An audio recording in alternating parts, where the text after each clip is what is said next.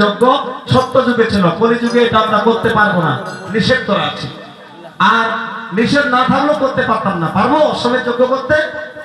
অশ্বমেধ যজ্ঞ কে করতে পারতো?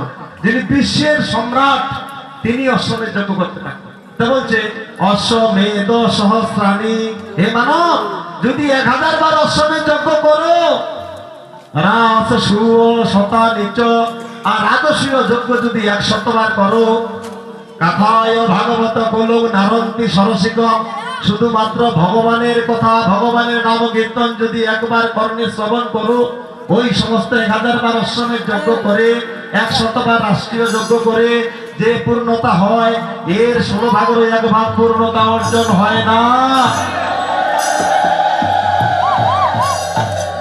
দেখেছেন? 1000 বার অশ্বমেধ যজ্ঞ করে যে পূর্ণতা হবে, 100 বার রাষ্ট্রীয় যজ্ঞ করে যে পূর্ণতা হবে, শুধুমাত্র হরিনাম যদি কর্ণে একবার শ্রবণ করতে পারি, ওই সমস্ত 1000 বার অশ্বমেধ যজ্ঞ করে আর 100 বার রাষ্ট্রীয় যজ্ঞ করে যে ফল হয়, এর 16 ভাগের 1 ভাগ ফল হয় না। কত কঠিন মা, কত কঠিন হরিনামটি, কত কঠিন। আজকে আমাদের অবস্থা এরকম কেন?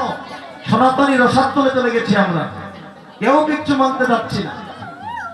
আজ আমরা 2 পাতা পড়ি, শাস্ত্র পড়াশোনা করি, বলে পণ্ডিতারি করে বেড়াই। দেখুন কি অবস্থা।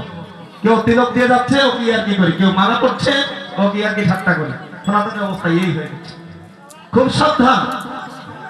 এই হরিনাম শ্রবণ, হরিনামের অনেক মাহাত্ম্য আছে। এই যে হরিনাম, হরে কৃষ্ণ হরে কৃষ্ণ, হরিবল হরিবল, এদিকে হরিবল।